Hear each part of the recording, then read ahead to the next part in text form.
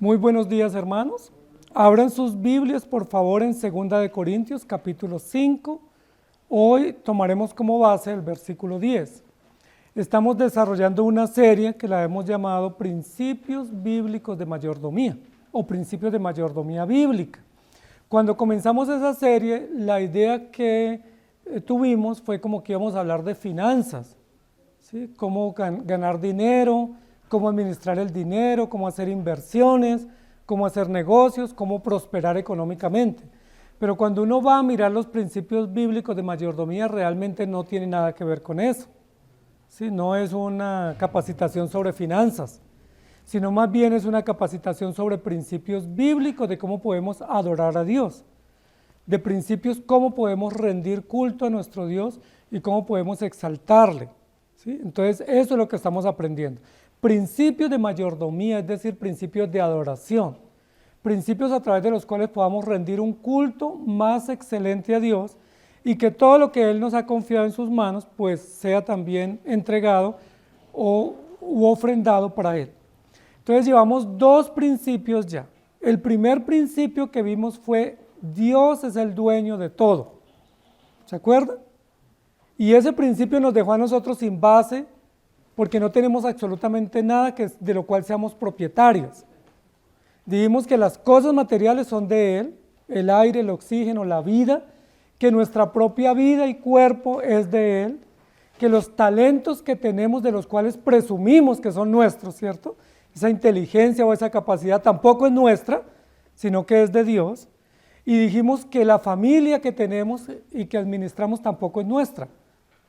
La pregunta es, ¿qué es nuestro? Nada. Según la Escritura, nada es nuestro. Todo le pertenece a Él, aún los detalles más pequeños. Entonces no podemos apropiarnos de los hijos porque no son nuestros. No podemos adueñarnos de las propiedades o aferrarnos porque tampoco son nuestras. No podemos aferrarnos ni siquiera a la vida, que uno se aferra a la vida.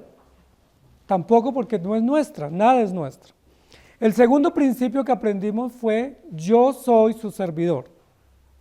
Es decir, Él es el dueño de todo y yo soy su servidor. Es decir, no soy gerente, no soy dueño, no soy capitán, no soy el que manejo las cosas, soy simplemente un siervo. A su favor o a su honor o a su disposición, somos siervos del Señor. Y eso fue lo que estudiamos la semana pasada. Dios nos constituyó servidores, no dueños, sino servidores, que tenemos que estar al mando de Dios, sumisos a sus enseñanzas y dispuestos a hacer su voluntad. No tenemos voluntad propia, no tenemos autonomía propia para decidir, sino que tenemos que regirnos por su ley, por sus principios y por su voluntad y hacer lo que Él nos ordena.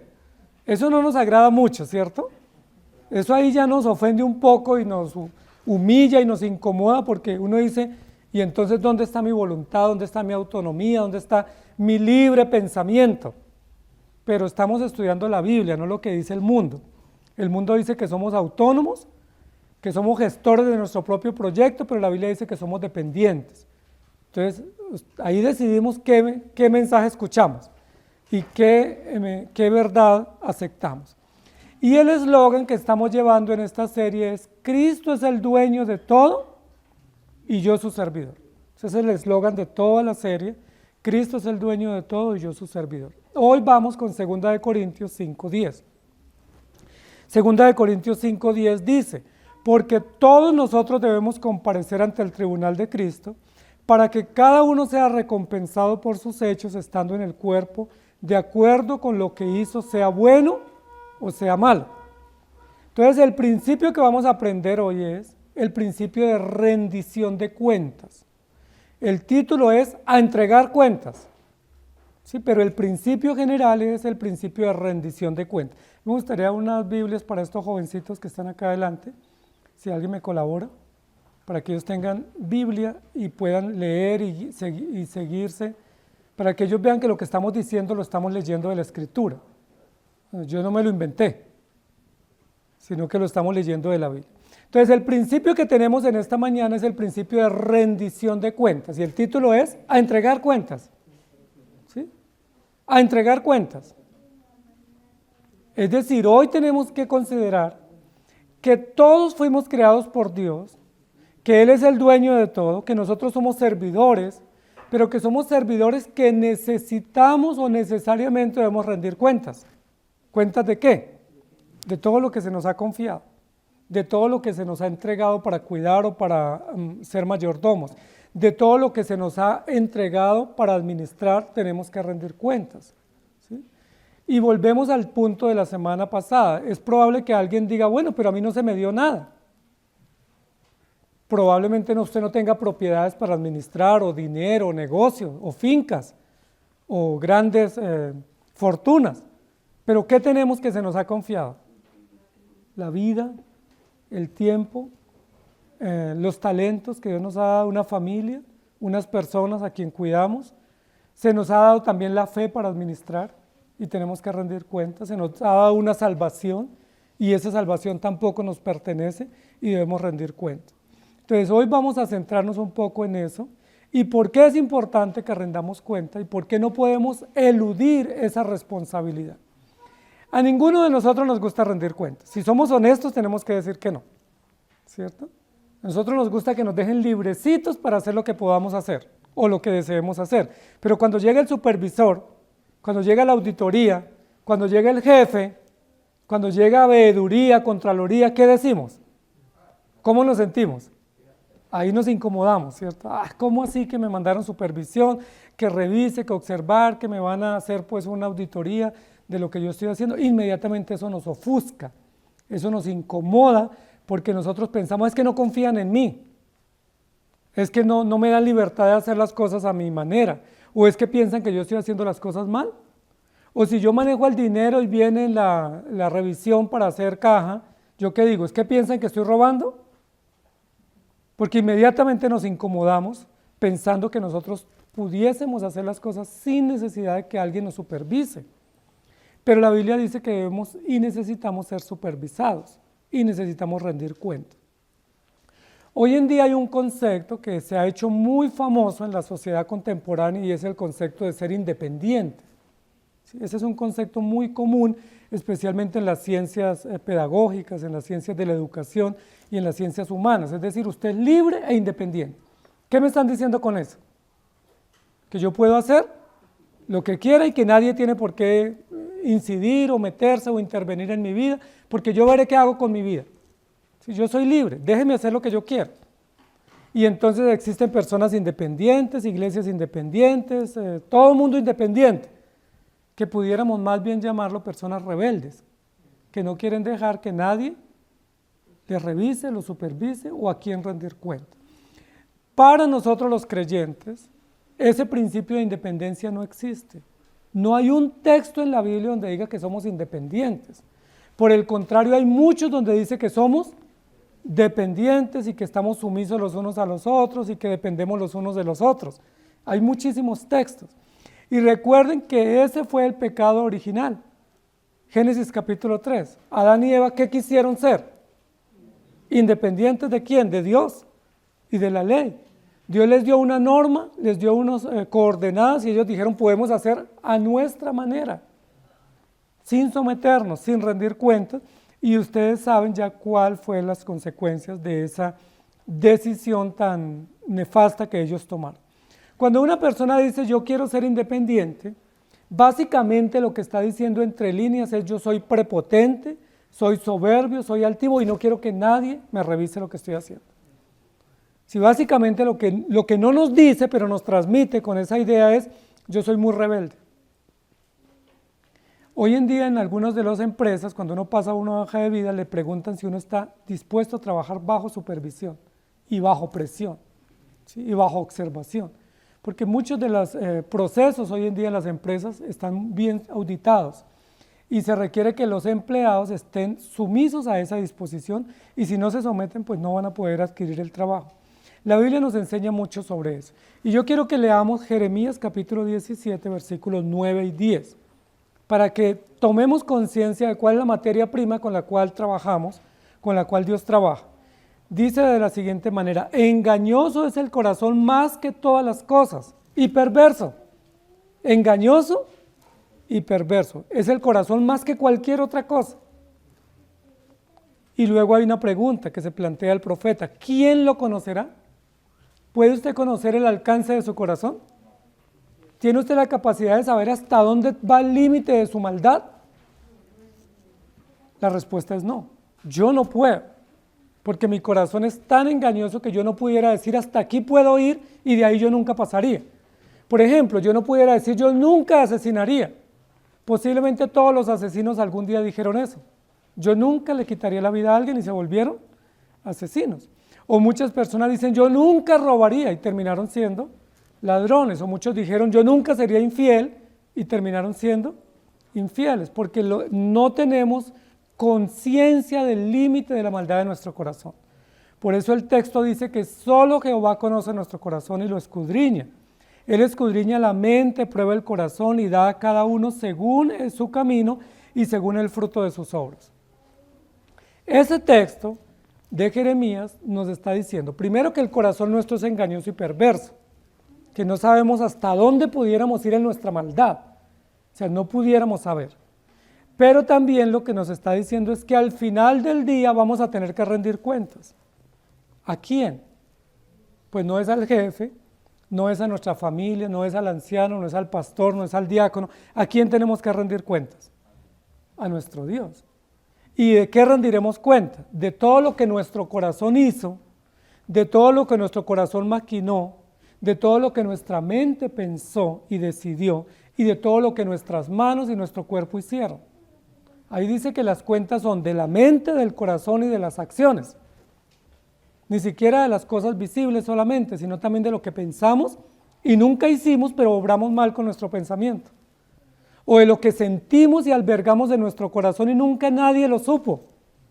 Sí, uno tiene tantas cosas guardadas en el corazón que nadie las sabrá, pero también de eso rendiremos cuenta. Por ejemplo, en el corazón se puede albergar amargura, frustración, maldad, venganza, y nadie lo va a saber. Por ejemplo, ustedes no saben qué tengo yo en mi corazón, pero que no está limpio, eso sí es seguro. ¿Por qué? Porque la Biblia es engañoso y perverso, es el corazón. Yo no sé qué está en el corazón de ustedes, los veo muy bien presentados, muy bonitos, muy juiciosos, pero yo no sé cómo está su corazón. Y si pudiéramos poner un escáner en el corazón, ¿qué nos saldría? Maldad, odio, venganza, frustración, amargura, odio, resentimiento. Pero la Biblia dice que de todo eso daremos cuenta porque Dios sí sabe exactamente qué es lo que hay en nuestro corazón. Entonces, por eso, a entregar cuentas, queridos hermanos. Es importante que nosotros sepamos y seamos conscientes que tenemos que rendir cuentas. Y que esa rendición de cuentas, pues, aunque es permanente, también será plena al final, cuando Dios nos llame a su presencia. Y por eso es importante que sepamos desde hoy que vamos a tener que rendir cuentas para que nos vayamos preparando y para que vayamos poniendo en orden las cosas.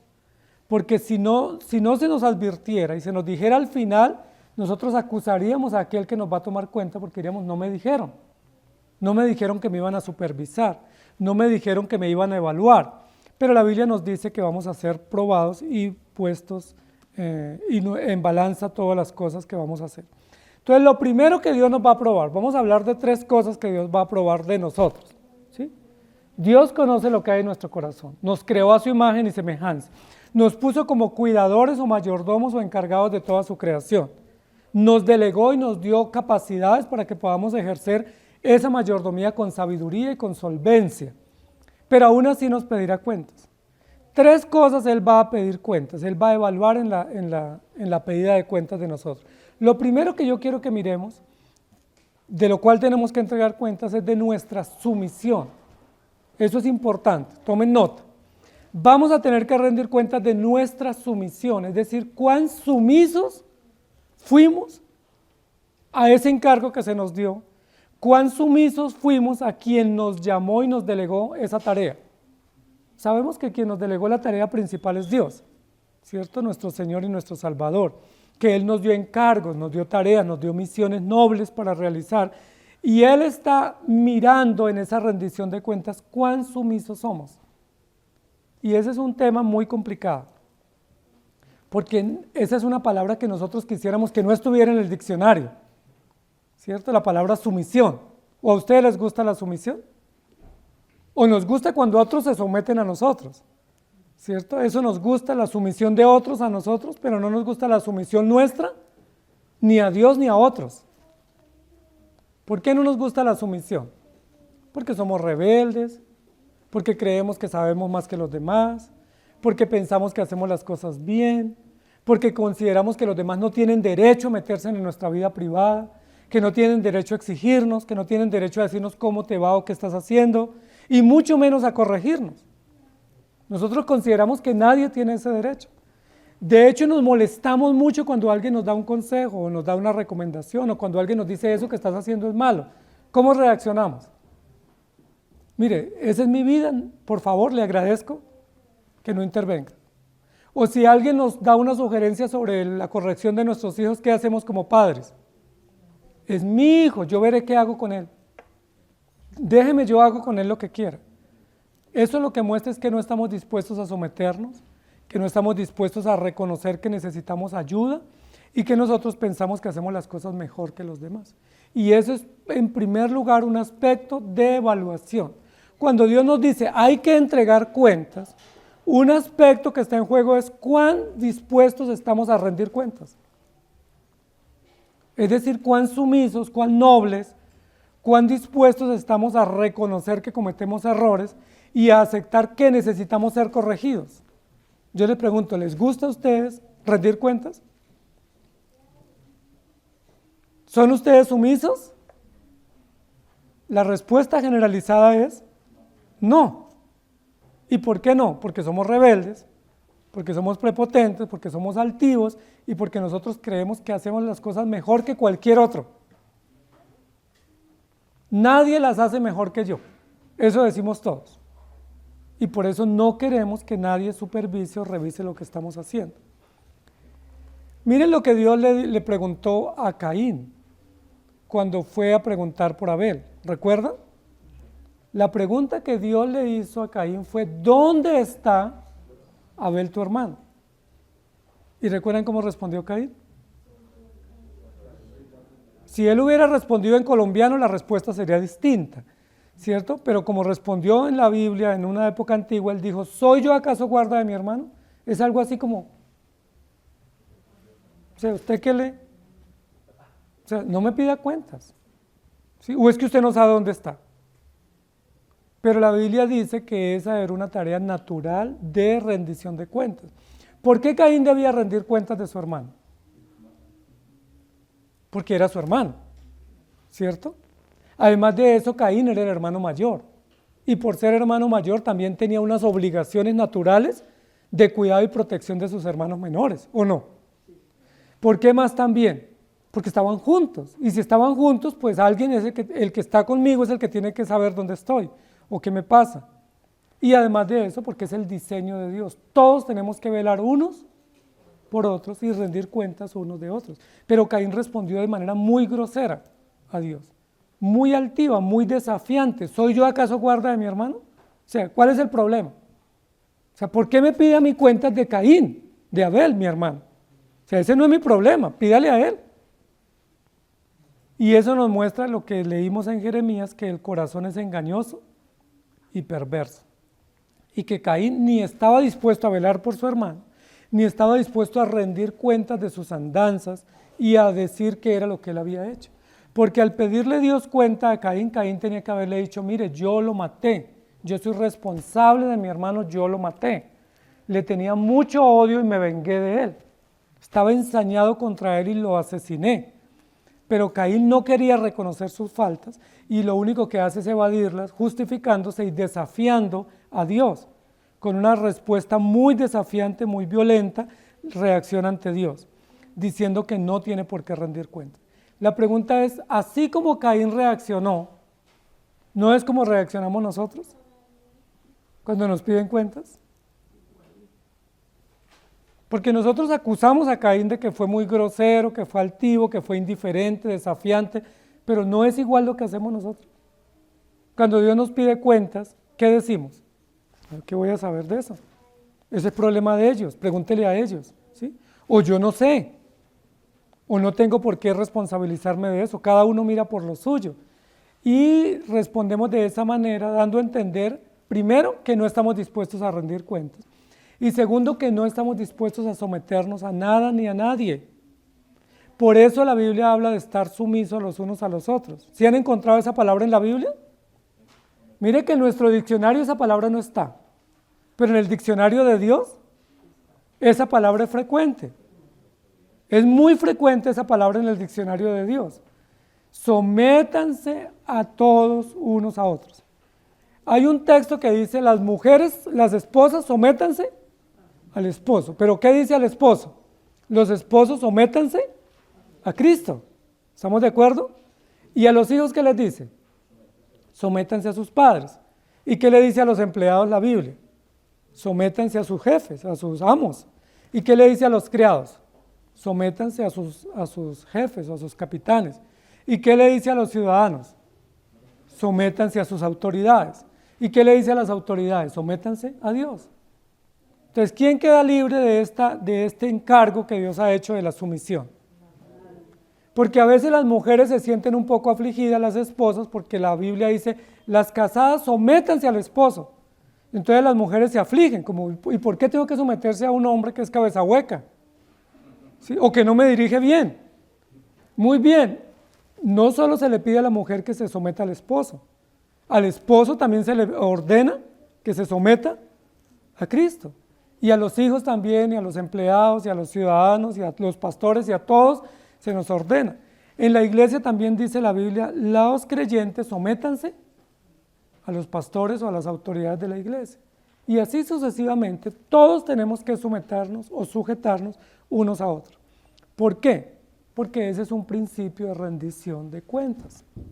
Cuando Dios estableció todo el diseño de la creación y dio a conocer el plan de la redención, una de las leyes naturales del programa de Dios, uno de los principios naturales del programa es sumisión.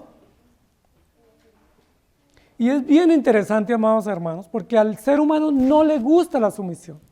Pero ustedes sí han visto que toda la creación es sumisa.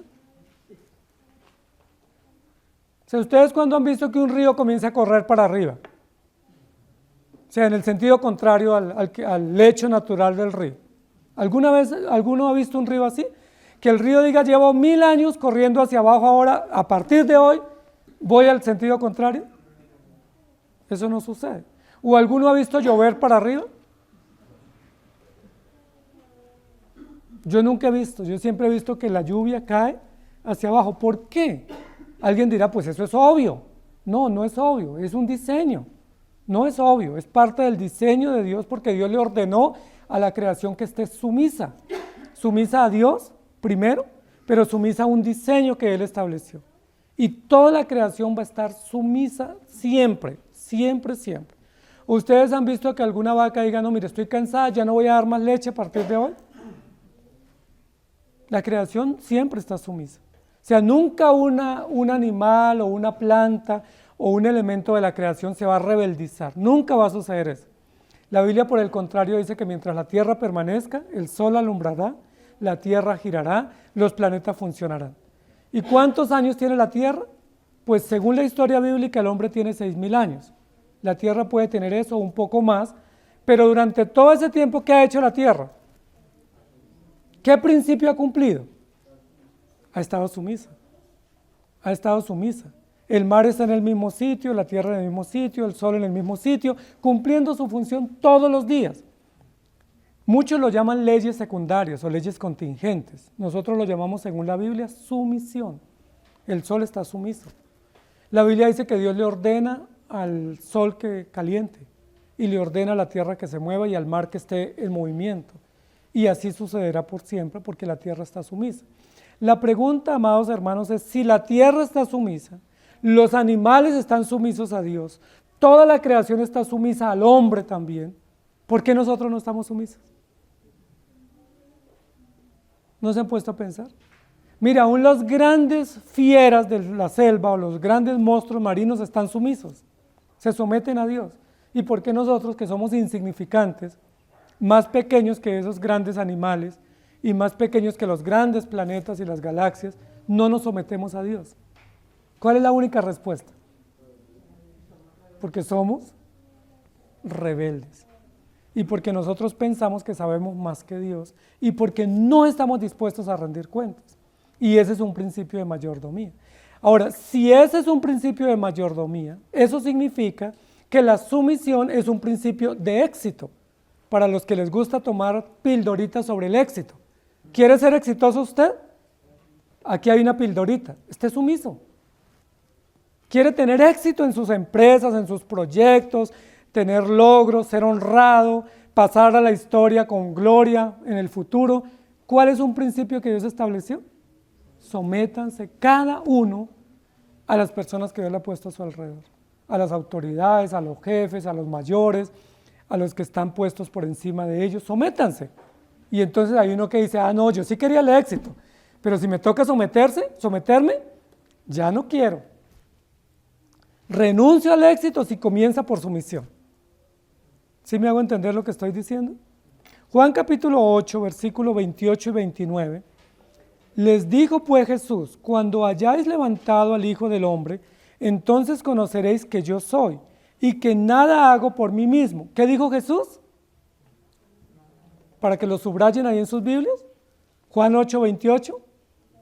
Jesús dijo, yo no hago nada por mí mismo. ¿Eso qué significa? Sumisión voluntaria.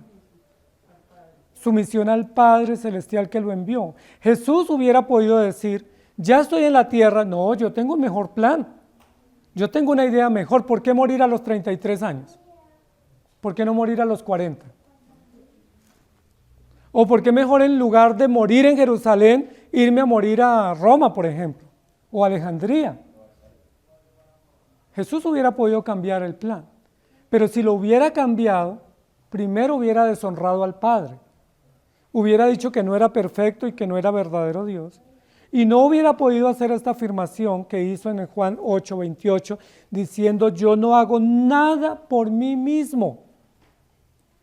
¿Eso cómo lo califica hoy en día la sociedad? No, usted debiera hacer las cosas por su propia cuenta. Usted debiera tomar sus propias decisiones. De hecho, nos están enseñando que los niños desde que nacen pueden elegir lo que quieran.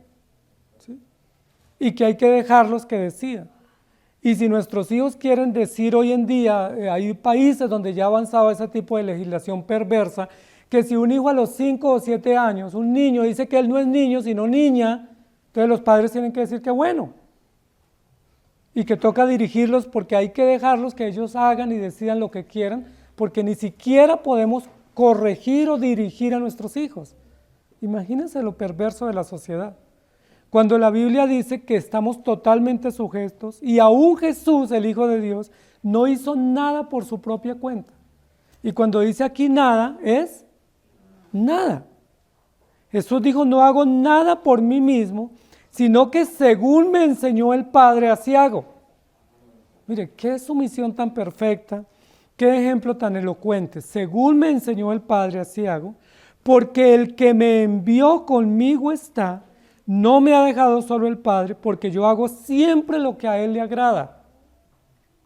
Qué extraordinaria forma de demostrar Jesucristo su misión al Padre. Yo solo hago lo que Él me mandó, yo solo hago lo que Él me enseñó y yo solo hago lo que a Él le agrada, es decir, la voluntad del Padre. La pregunta es, ¿hacemos igual nosotros? ¿Pudiésemos decir eso? ¿Pudiéramos tomar ese texto y aplicarlo a nosotros? ¿Pudiese alguno de nosotros hoy decir, yo no hago nada por mí mismo? O más bien por el contrario, yo todo lo hago como a mí me parece. Y cuando me va mal, entonces pido consejo. O cuando fracaso, entonces grito. O cuando ya no sé qué hacer y me tiras de caminar, entonces ahí sí busco ayuda. Porque normalmente hacemos eso. Déjeme, yo tomo las decisiones. Y cuando ya estoy con el agua al cuello, ¿qué hago? Ahí sí, mire que no sé qué hacer, ayúdeme, solucióneme, oriénteme. Y aún acuso a los demás. Es que si usted no me ayudó, no me corrigió. Este ejemplo es muy interesante. Romanos 14, 10 al 12. Aquí está el versículo de memorizar. pero tú, ¿por qué juzgas a tu hermano? ¿O tú también, por qué menosprecias a tu hermano? Porque todos compareceremos ante el tribunal de Cristo. Mire que aquí hay una razón para no juzgar y para no menospreciar. Porque al que yo juzgo, él tiene que presentarse a Dios. Pero yo que juzgo a ese hermano, también tengo que presentarme ante el tribunal de Cristo. Y luego dice, porque escrito está, vivo yo, dice el Señor, que ante mí se doblará toda rodilla y toda lengua confesará a Dios, de manera que cada uno de nosotros dará a Dios cuenta de sí. ¿Qué dice la última línea del versículo? Cada uno dará cuenta de sí mismo. Ese es un principio de mayordomía, ese es un principio de éxito, ese es un principio de sumisión. Todos daremos cuentas a Dios. Romanos 2, 14 y 15. Porque cuando los gentiles que no tienen ley hacen por naturaleza lo que es de la ley, estos, aunque no tengan ley, son ley para sí mismos, mostrando la obra de la ley escrita en sus corazones, dando testimonio su conciencia y acusándoles o defendiéndoles sus razonamientos. Dice Romanos que aún los impíos que no tienen a Cristo también se someten a una ley y que también evidencian que tienen una ley que cumplir. Amados hermanos, nosotros conocemos la ley de la gravedad, la ley de la termodinámica, la ley de la radioactividad, hay muchas leyes de la física y de la química y las conocemos y las estudiamos en los colegios o en la universidad porque son de dominio público, ¿sí? Pero ¿dónde nos enseña a nosotros una ley que se llama la ley de la sumisión? ¿Esa la estudiaron en la universidad? Porque todas las partes de la creación están sumisas unas a otras. Y de hecho, si un elemento de un ecosistema se saca, ¿qué pasa con ese ecosistema? Se altera o se daña o se destruye. Porque solo un elemento, por ejemplo, ventilación, se quita de ese ecosistema. O humedad. Si en un ecosistema se quita la humedad, inmediatamente el ecosistema se destruye. O la ventilación, o la luz, o la energía, o el calor, o cualquier otro elemento. Amados hermanos, la sumisión es un principio bíblico.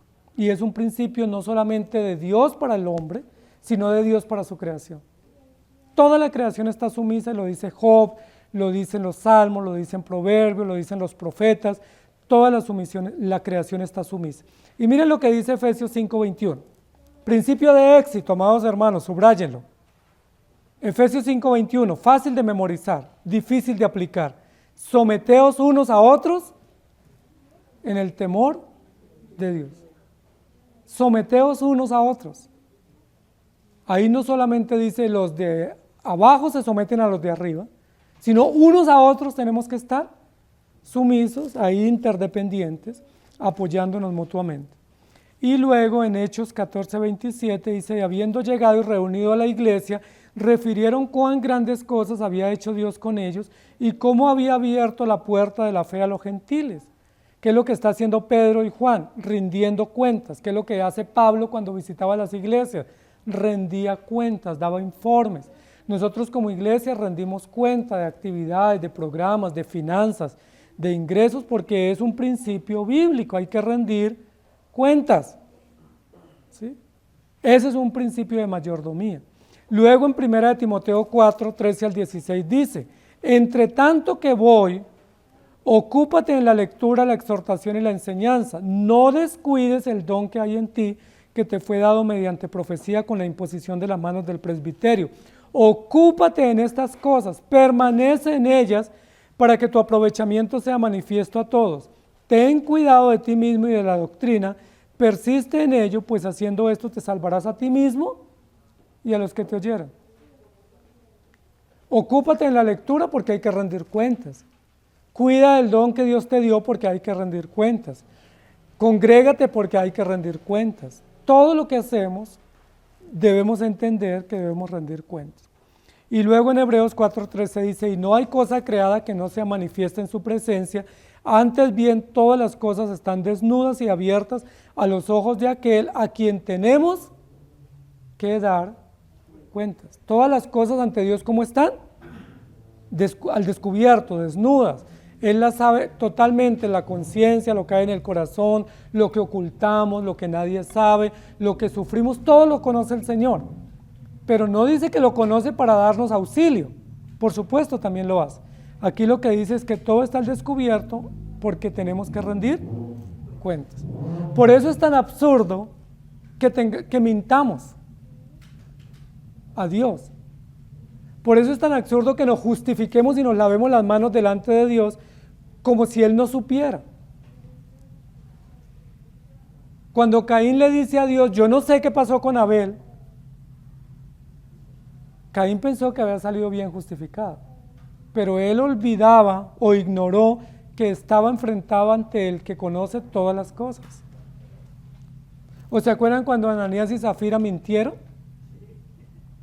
Que se pusieron de acuerdo, esa parejita se logró poner de acuerdo un día, que las parejas difíciles se ponen de acuerdo, ¿cierto? Pero para mentir es muy fácil uno ponerse de acuerdo o para pecar. Ananías y Zafira es un ejemplo de una pareja que logró un acuerdo, solo que se puso de acuerdo para mentir. Y cuando ella mintió, o él mintió primero y luego ella, ya el Espíritu Santo sabía todo. Salmo 139, 23 y 24 dice, examíname, oh Dios, y conoce mi corazón, pruébame y conoce mis pensamientos, y ve si hay en mí camino de perversidad y guíame en el camino eterno. En lugar de esconder o de ignorar o de justificarnos, debiéramos decirle, Señor, examíname. Sé tú como el doctor que pasa pues ahí todos los elementos y escanéame y revísame y examíname. ¿Qué hay en mí de maldad? Y corrígeme, pruébame, en lugar de justificarnos o escondernos. Y luego miren lo que sucedió en Mateo 21, 12 y 13. Y entró Jesús en el templo de Dios y echó fuera a todos los que vendían y compraban en el templo, y volcó las mesas de los cambistas y las sillas de los que vendían palomas, y les dijo, escrito está, mi casa, casa de oración será llamada, mas vosotros la habéis vuelto cueva de ladrones. Nuevamente, ¿hay que rendir cuentas? Claro que sí, de todo. Y no solo de lo que hacemos individualmente, sino de lo que hacemos colectivamente. Por ejemplo, nosotros como iglesia, ¿tendremos que rendir cuentas? Claro que sí. Cada uno en particular debe rendir cuentas. Pero todos en grupo, como familia, como congregación, también tenemos que rendir cuentas. ¿Qué se nos va a pedir cuentas? Si celebramos el Día del Señor, si conservamos la unidad de la iglesia, si conservamos la santidad de la iglesia, si velamos por la integridad, si se aplicó la disciplina eclesiástica, si estuvimos conservando la doctrina, si honramos el evangelio, si contribuimos en la obra de Dios. Por todo tenemos que rendir cuentas. Y eso no debe ser algo incómodo, sino algo natural, porque ese es el diseño de Dios. Entonces, en primer lugar, ¿de qué rendimos cuenta? De nuestra sumisión, es decir, de nuestra sencillez y humildad para someternos a Dios unos a otros en el amor del Señor. Pero también la Biblia dice que debemos rendir cuentas de nuestra madurez cristiana. Segundo punto. Recuerden que así como las plantas y los frutos y los animales maduran, los seres humanos también maduramos. A medida que pasan los años y tenemos experiencias de vida, esas experiencias o circunstancias nos ayudan a madurar, es decir, se forja el carácter, se forja la vida y se forjan las virtudes en la vida nuestra. No solamente rendimos cuenta de ser sumisos, sino que debemos que rendir cuentas cuán maduros estamos o cuánta madurez hemos ido adquiriendo en la vida cristiana. Les voy a poner un ejemplo. Si un hermano tiene 20 años en la fe, ¿debe tener mayor madurez que el que tiene un año o no? ¿Ustedes qué piensan? Bíblicamente, ¿quién es más maduro? No más duro, sino maduro, de madurez. El que lleva 20 años o la que lleva 18. Se le demanda más madurez, ¿por qué? Porque tiene más tiempo, porque ha tenido más conocimiento, porque ha recibido más instrucción. O en el caso de nosotros con nuestros hijos, ¿quién tiene más madurez, los padres o los hijos en la fe? Los padres, no solo porque somos mayores, sino porque tenemos más experiencia y hemos recibido mayor instrucción. Nuestros hijos están madurando, a medida que van creciendo están madurando, pero no se pudiera poner al mismo nivel de madurez el padre con el hijo. ¿Sí me hago entender? O el creyente que tiene ya más experiencia y más años con el creyente que recién llega a la fe. Porque esos niveles de madurez son importantes. Recuerden que cuando Pablo nos da instrucciones sobre los ancianos y los diáconos, nos dice que no sea un neófito, que esa palabra pudiera ser no un inmaduro. Y da la respuesta, ¿por qué no un inmaduro? Dice porque se envanece, porque cae en lazo del diablo y pues termina siendo presa de Satanás y causando un gran daño a la congregación. Entonces, si se va a nombrar un anciano o un pastor o un diácono, ¿a quiénes se tiene que observar? ¿El que habla bonito o el que tiene más madurez, más estabilidad y más conocimiento de la palabra y más lealtad? El que tiene más conocimiento y más madurez para cualquier cargo. ¿Por qué? Porque la madurez es un principio con el cual o a través del cual también rendimos cuenta. Es decir, si van a pedir cuentas y yo tengo más años en la fe, el nivel de exigencia para mí es mayor que al que acaba de llegar. Porque la Biblia dice que de acuerdo a lo que se nos da, así mismo se nos demanda. Al que más se le da, más se le exige. O igual en términos de cantidad. Cuando la Biblia habla de la parábola de los talentos, dice la Biblia que a uno se le dio 5 talentos, a otro 2 y a otro 1. Y cuando vino el mayordomo o el dueño de los talentos, pidió cuentas, ¿recuerdan? Y las cuentas tenían que ser proporcionales a lo que habían recibido. El que recibió 5, ¿qué dijo? He ganado 5, acá están los 10. Ahí se los entregó, rindió cuentas. El que había recibido 2 dijo, tengo 2 más, aquí está lo que tú me diste. Y el que recibió 1, ¿qué dijo? Tuve miedo de ti y lo escondí. Es decir, la madurez es importante aquí. Para la salvación la madurez no es importante porque son salvos todos los creyentes, ¿sí? En la iglesia todos somos iguales como creyentes, sea nuevo, sea antiguo, sea joven o sea viejo. Pero para efectos de rendir cuentas sí hay una distinción, porque las cuentas las vamos a dar dependiendo de lo que se nos entregó, se nos confió. Por ejemplo, a los que son pastores o son ancianos se les va a pedir más cuenta que a los que son simplemente creyentes de la iglesia. Claro que sí. ¿Por qué? Porque a los que son ancianos o pastores o diáconos se nos dio unos encargos mayores, públicos y oficiales que no tiene un creyente común de la congregación. ¿Sí me hago entender? Entonces tenemos mayor responsabilidad. Por eso dice la Biblia que de acuerdo al grado que Dios nos dio o a la posición o al encargo, así mismo va a ser la rendición de cuentas. Y ahí ya se ponen las cosas un poco de para arriba. Porque entonces alguien dirá, bueno, pues yo por eso no soy pastor. O por eso ni que me vayan a mencionar de anciano o diácono, para que no me exijan más duro. Pero eso no significa que no haya exigencia, porque Dios nos va a exigir de acuerdo a lo que Él nos dio. Y quiero que recordemos una metáfora que la Biblia dice sobre la iglesia. Romanos capítulo 12. ¿Qué dice la Biblia de la iglesia? ¿Cómo nos identifica como iglesia? ¿Se acuerdan cuál es la palabra? Que somos un cuerpo. Somos un cuerpo, es decir, somos una unidad funcional. Somos un organismo vivo. ¿Y ese cuerpo cómo funciona? ¿Recuerdan? La Biblia habla de ese cuerpo varias características, yo voy a mencionar 3 rápidamente. Una característica es que hay diversidad de miembros, es decir, que no todos somos iguales y que tenemos que respetar esa diferencia en la iglesia, que no todos ni pensamos iguales, ni somos iguales, ni sentimos igual, ni provenimos de la misma condición. Todos tenemos historias diversas, condiciones diversas y realidades diversas. ¿Estamos de acuerdo? Eso se tiene que respetar. Aquí no tenemos que ser uniformes todos, porque hay una cuestión que la Biblia habla de diversidad o diferencia. Somos diferentes, hay hombres, hay mujeres, hay ancianos, hay niños, hay jóvenes, hay personas que son muy académicas, otras personas que no, hay personas de la ciudad, otras del campo, hay personas con diversas historias y realidades y se tiene que respetar. Todos somos hermanos en Cristo, ¿estamos de acuerdo? Aquí para ser hermanos no tenemos ni que ser ni casados, ni tener hijos, ni presentar ningún certificado, simplemente que crea en Cristo y somos creyentes y nos tenemos que valorar y apreciar. Esa es la primera característica, diversidad. La segunda característica que la Biblia dice es necesidad. La mano no le puede decir al pie, no te necesito. Si no le pudiéramos decir aquí, mire, los de este lado no los necesitamos en la iglesia, o los de aquí adelante no los necesitamos en la iglesia. ¿Por qué? Porque somos un cuerpo y el cuerpo funciona con todos los miembros. Y no podemos prescindir de un miembro que Dios puso en el cuerpo. O sea, no pudiéramos hacerle la vida imposible a un miembro y sacarlo. Si no pudiéramos ensañarnos contra una familia y sacarla de la iglesia simplemente porque no nos cae bien.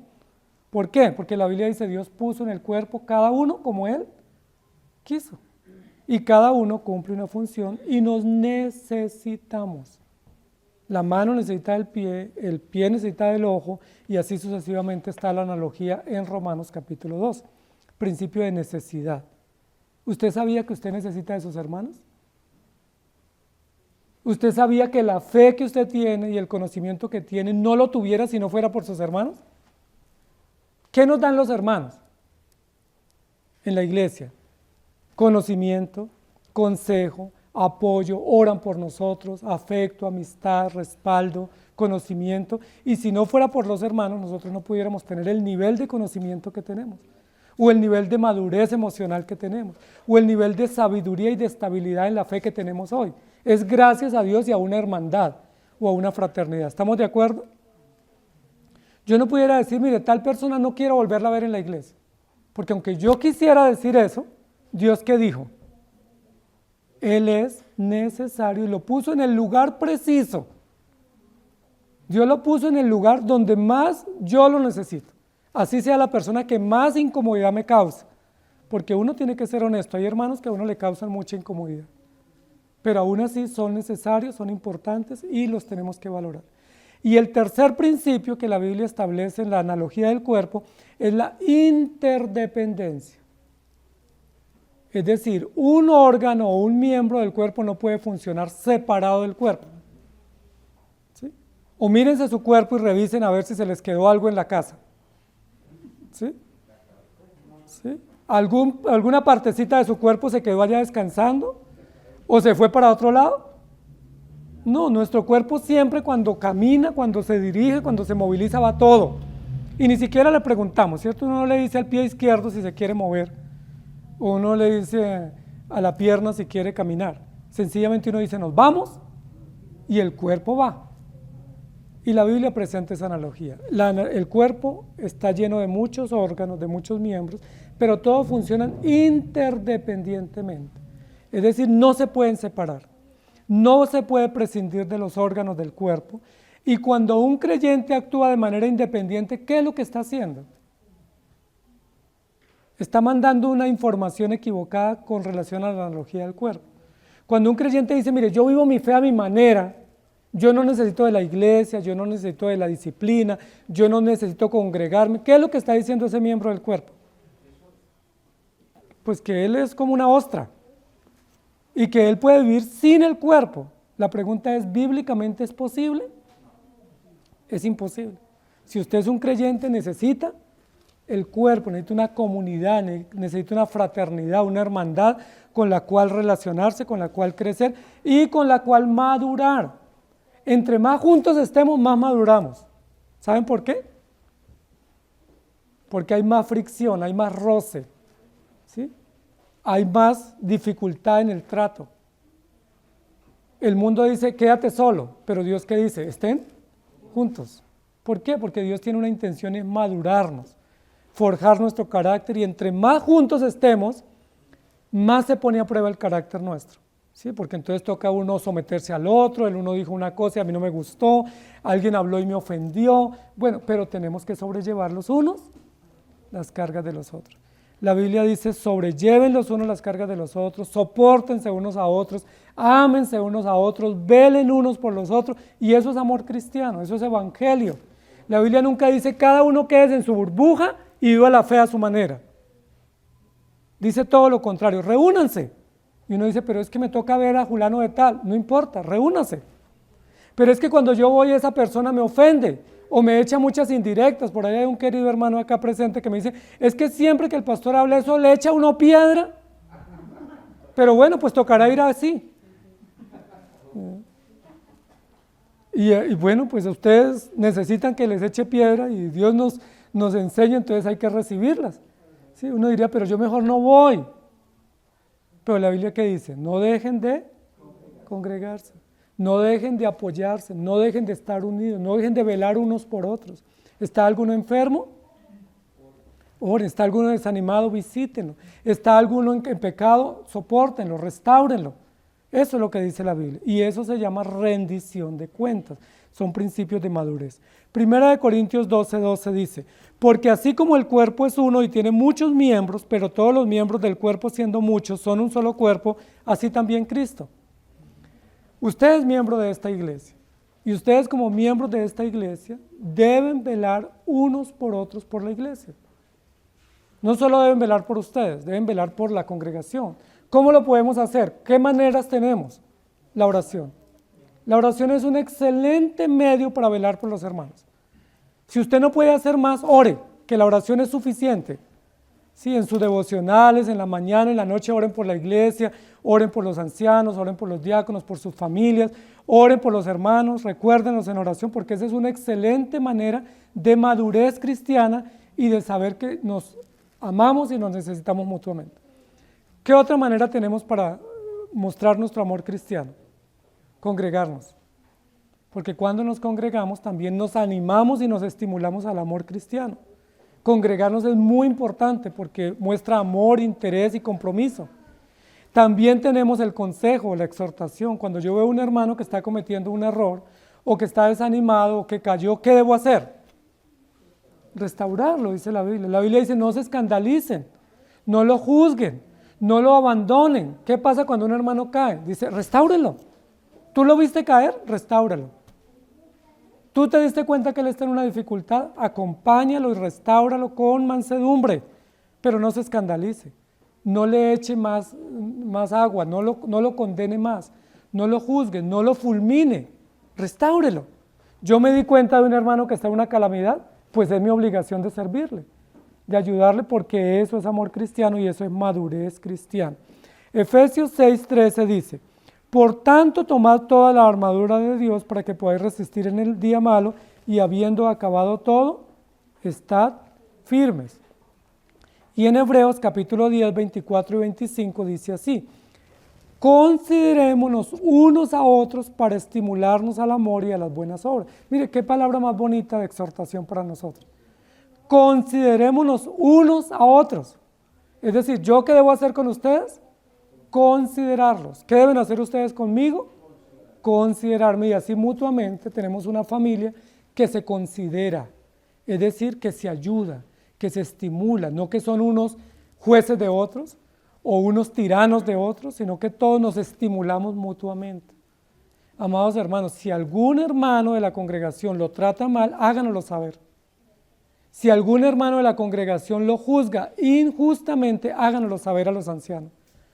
Porque es nuestra obligación velar por la salud espiritual y emocional de toda la congregación. No puede ser que alguien le haga la vida imposible y lo saque de la iglesia y no nos enteremos. ¿Sí me hago entender? Porque para eso Dios nos puso como ancianos, para velar. Si hay una situación que debemos saber, usted no la puede guardar, porque la congregación tiene que velar mutuamente por la salud espiritual. Y yo les decía que día a los niños en la oración, si sus padres los están maltratando o tratando con crueldad, díganoslo. Nosotros como iglesia tenemos que saber. ¿Qué tal que un niño lo estén abusando en la iglesia? O lo estén maltratando, o lo estén torturando, o una mujer esté siendo torturada o maltratada y no lo sepamos. Eso se nos contaría como pecado. ¿Sí me hago entender? ¿Por qué tenemos que rendir cuentas? Porque somos hermanos unos de otros, y porque Dios nos puso a los ancianos y diáconos para velar unos por otros y considerarnos mutuamente y estimularnos al amor cristiano. ¿Sí me hago entender? Porque a veces la idea es, yo mejor no digo nada, yo guardo todo, pero eso no es cristiano. Dice, no dejando de congregarnos como algunos tienen por costumbre, sino exhortándonos, y tanto más cuando veis que aquel día se acerca. Exhortaos, estimulados, animados. Y Santiago 5:16, confesaos vuestras ofensas unos a otros y orad unos por otros para que seáis sanados. La oración eficaz del justo puede mucho. Amados hermanos, ese también es una obligación, confesarnos los pecados, es decir, arrepentirnos unos con otros. Si yo he ofendido a mi hermano, ¿qué debo hacer? Pedirle perdón. ¿Sí? Hay que restaurar la comunión. Yo no puedo decir, yo ofendí a un hermano, entonces no vuelvo el domingo a la iglesia, o me voy para otra iglesia, u oro con los ojos cerrados. No, yo lo ofendí, claro que lo ofendí porque yo soy pecador. ¿Qué tengo que hacer? Pedirle perdón. Y así tenemos una iglesia sana, una iglesia fuerte, una iglesia robusta y una iglesia madura. No es una iglesia que no peque, no pretendemos esa iglesia. No pretendemos una iglesia que no peque, pretendemos una iglesia que peque, pero que se restaura, ¿cierto? Que se perdona, que se consuela, que se edifica y que podemos tener lazos fraternos sólidos como iglesia a largo plazo.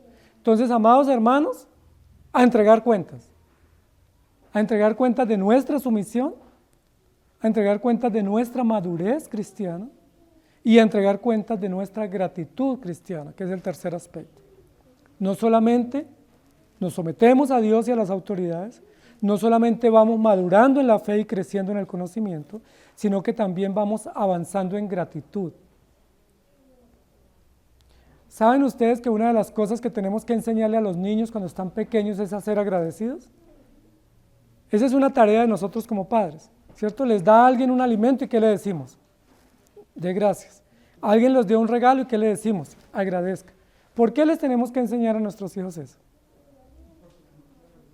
Porque naturalmente la gratitud no aflora. Porque normalmente uno no dice, ay, yo soy una persona muy agradecida. Normalmente no sale gratitud de nuestro corazón, sino reclamo, queja, molestia. Cuando ustedes les sirven la comida, todos los días en su casa, ¿ustedes dan gracias a la persona que hizo esa comida? O a veces, ¿cómo reaccionamos?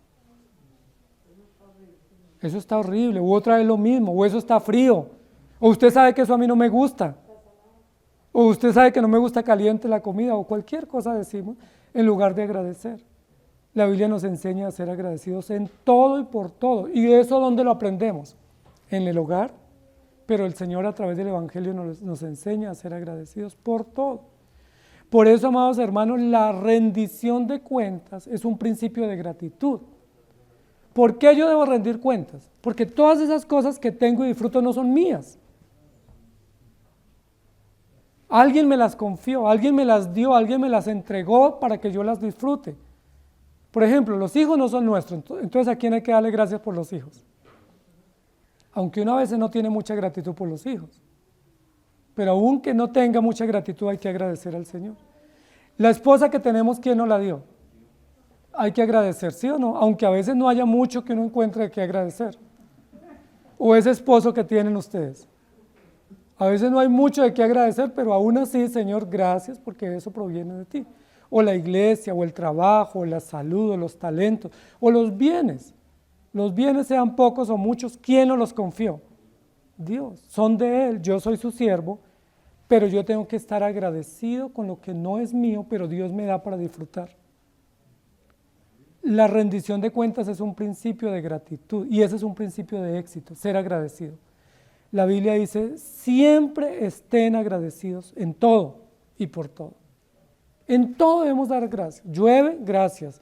Estamos con abundancia, gracias. Tenemos escasez, gracias. Perdemos las cosas que teníamos adquiridas, gracias. Se nos presentan dificultades, gracias.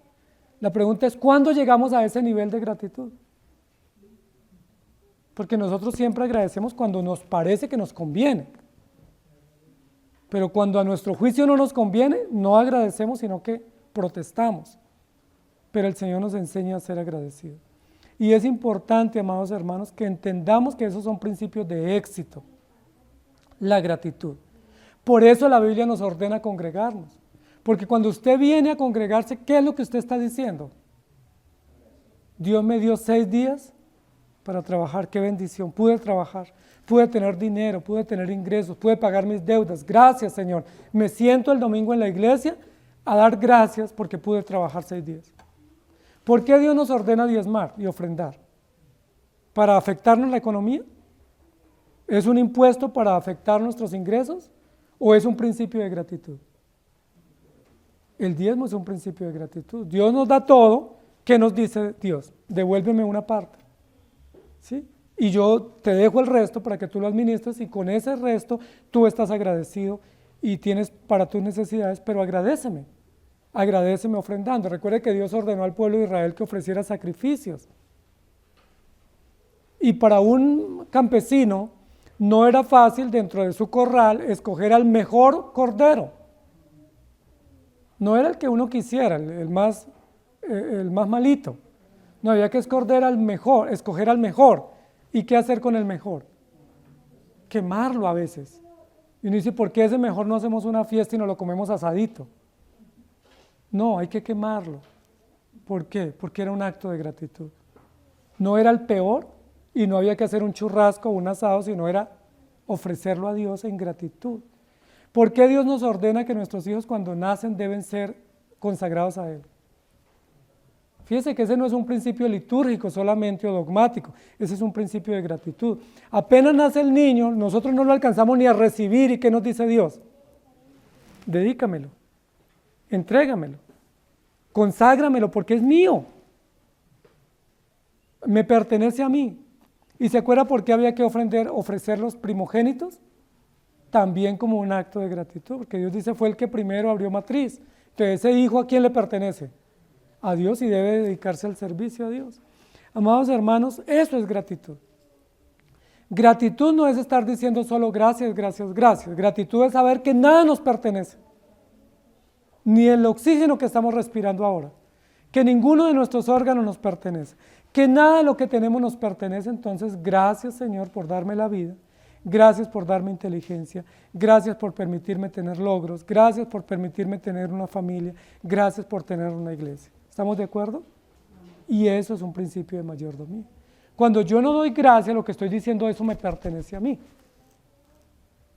Eso yo me lo gané con mi sudor, y ¿a quién le voy a agradecer si eso me lo gané yo? Eso yo lo sudé, bien sufrido que lo tengo, ¿no? ¿Me lo merezco? No, eso es de Dios. De hecho, un principio de mayordomía, según la Biblia, es que apenas nos llegue el dinero del salario, ¿qué debemos hacer apenas lo recibimos? Apartar lo que le pertenece a Dios y dar gracias por todo lo que recibimos. Nosotros a veces cuando nos llega el dinero, como dice el profeta, lo recibimos en bolsillo roto. A veces ni siquiera se recibe junto, sino que cuando se recibe ya se le debe a cada uno una parte y no quedó a veces ni para ir a la iglesia. Yo he escuchado personas que dicen, pastor, yo quería ir pero no tenía para el transporte. Y uno dice, ¿por qué? Porque no hemos aprendido que aún la mayordomía del dinero debe hacerse de acuerdo a los principios bíblicos. Recibimos el salario, Señor, gracias porque esto tú me lo das por tu infinita bondad, esto te pertenece a ti y con esto voy a hacer lo que me corresponde. Gratitud. La pregunta es, ¿están ustedes agradecidos con Dios? ¿Son gratos ustedes con Dios?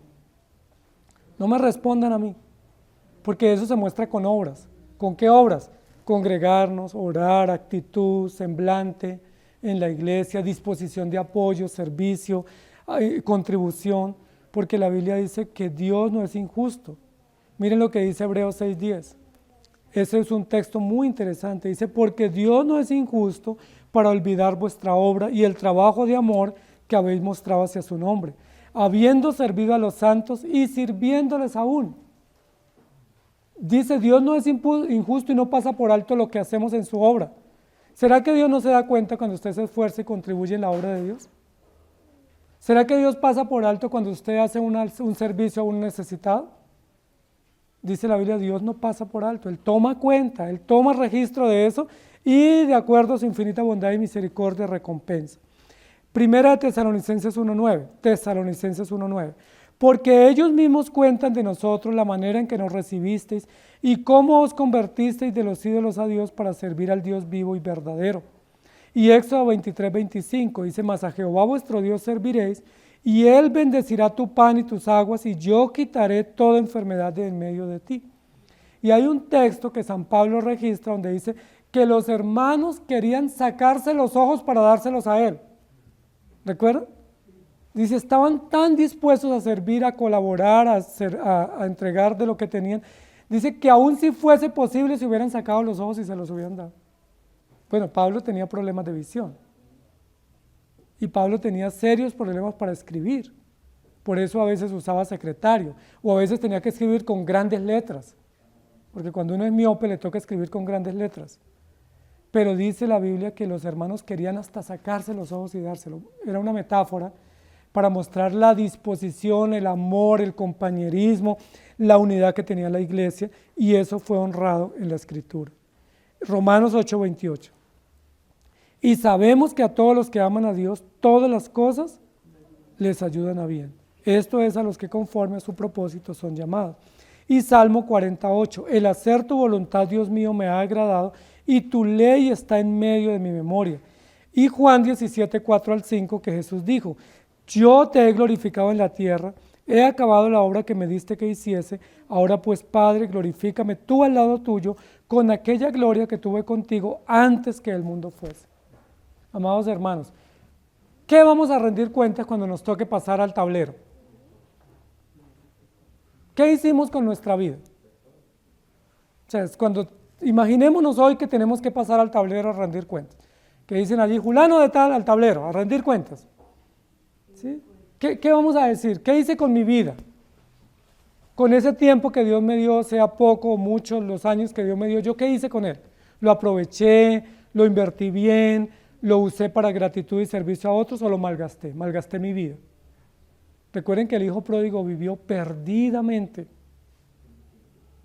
¿Qué hice con el dinero que Dios me dio para administrar? Porque ya aprendimos que ese dinero no me pertenece. Ese dinero pasa por nuestras manos como administradores. Y Dios me permite disfrutar de ese dinero. ¿Cómo lo hice? ¿Cómo lo invertí? Porque a veces uno se lo gasta en antojos o lo malbarata en cosas que no son realmente valiosas. Y la Biblia dice, no gastéis vuestro dinero en lo que no es pan o vuestro dinero en lo que nos sacia. ¿Cómo estamos administrando el dinero? ¿Lo estamos administrando bien? Sea poco o mucho, no me digan que es poco o mucho, yo no lo sé. El que Dios les permite tener, ¿lo están administrando bien? ¿Lo están usando bien? ¿Lo están haciendo compras moderadas, haciendo inversiones moderadas? ¿O se les va pagando intereses, se les va pagando gota a gota, o se les va comprando cosas innecesarias? Porque hay que rendir cuentas de todo. ¿Qué hacemos con los talentos que hemos recibido? Porque Dios nos ha dado talentos. Talentos para trabajo artístico, manual o con la mente. ¿Qué estamos haciendo con esos talentos? Dios te dio un talento para una tarea, ¿cómo lo estás usando? ¿Para bien? Porque hay que rendir cuentas de todo. ¿Qué estamos haciendo con esa familia que Dios nos dio? O sea, ¿cómo le estamos instruyendo y dirigiendo? Porque hay que rendir cuentas. Recuerden que un día no muy lejano tendremos que comparecer. Y cuando comparezcamos, cada uno dará cuentas de sí mismo. Salud, talentos, dinero, oportunidades, beneficios, servicios. ¿Qué hicimos con eso? Terrible que salgamos perdiendo el examen, ¿cierto? Y que digamos, Señor, malgasté mi vida, viví perdidamente. El dinero que tú me diste lo invertí muy mal y ahora no tengo con qué vivir. Miren que así hizo el hijo pródigo. El hijo pródigo llevó buen dinero. Según el momento histórico y ese padre que era tan rico y generoso, él llevó muy buen dinero. Eran solo 2 hijos, llevó el 50% de toda la propiedad del padre. ¿Y qué hizo ese hijo en los pocos años? ¿Cómo volvió? La pregunta era, ¿por qué no tuvo dinero? No, él tuvo dinero, pero ¿qué sucedió con ese dinero? Lo malgastó, lo botó, compró lo que no servía, invirtió en placeres, en lujos, en banalidades, y en pocos años, ¿recuerdan cómo llegó? Dice la Biblia como un mendigo, como un pordiosero, porque había vivido perdidamente y no tenía absolutamente nada, ni siquiera ropa tenía, ni siquiera comida tenía, ni siquiera para una cosa básica tenía, y tuvo que refugiarse otra vez al amparo del Padre. Amados hermanos, ¿cómo está nuestra mayordomía? Hay que rendir cuentas, nuestro tiempo, dinero, capacidades, talentos, vida, salud. A veces cuando tenemos salud malgastamos la vida y cuando estamos enfermos nos lamentamos.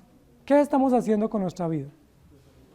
Porque hay que entregar cuentas. No olviden eso, tercer principio bíblico de mayordomía, a entregar cuentas. Todos al tablero, a entregar cuentas. Y ahí tenemos que saber cómo nos fue. Pero ya podemos saber. Gracias a Dios tenemos a Jesucristo, tenemos el Evangelio, tenemos la esperanza que tenemos en Él y tenemos a los hermanos. Porque mutuamente nos debemos corregir, amados hermanos. Si usted ve a un hermano que está malgastando dinero, ¿qué debe decirle? Hermano, haga mejores inversiones. Si usted ve a un hermano que está no teniendo lo necesario por alguna razón que se pudiera advertir, hay que advertir. Si estamos haciendo cosas innecesarias con nuestro cuerpo, con nuestra salud, hay que corregirnos. Mutuamente tenemos ese encargo fraternal. Que el Señor nos ayude. y a entregar cuentas. Amado Señor, gracias te damos por tu palabra. Tu palabra es muy clara, muy precisa, muy diáfana, y tu palabra también nos confronta, porque no solamente nos has dado la salvación, sino que nos has dado tantas cosas, nos has abundado de tantas virtudes, valores, talentos, capacidades, tanto tiempo que nos has dado, tanta salud, tanta energía, y a veces lo malgastamos. A veces se nos va en cosas que no tienen sentido. A veces las oportunidades las desaprovechamos. A veces pasa la vida quejándonos en angustias, en soledades, en placeres, y tendremos que rendir cuentas. Ayúdanos, Señor, a tomar conciencia que tenemos que rendirte cuentas a ti, pero también a la iglesia. Y también hay que rendir cuentas en nuestra casa. Y también hay que rendir cuentas a nuestro estado. Y también hay que rendir cuentas en el trabajo. Todos tenemos que rendir cuentas de todo lo que hacemos, sea bueno o sea malo. Y lo único que se espera es que seamos buenos mayordomos para tu gloria, pero también para la gratitud y el disfrute nuestro. Ayúdanos a estar sumisos, ayúdanos a crecer en madurez en tu palabra, pero ayúdanos también a ser agradecidos. Te pedimos todo esto con acción de gracias en Cristo Jesús. Amén. Que el Señor nos bendiga, queridos hermanos.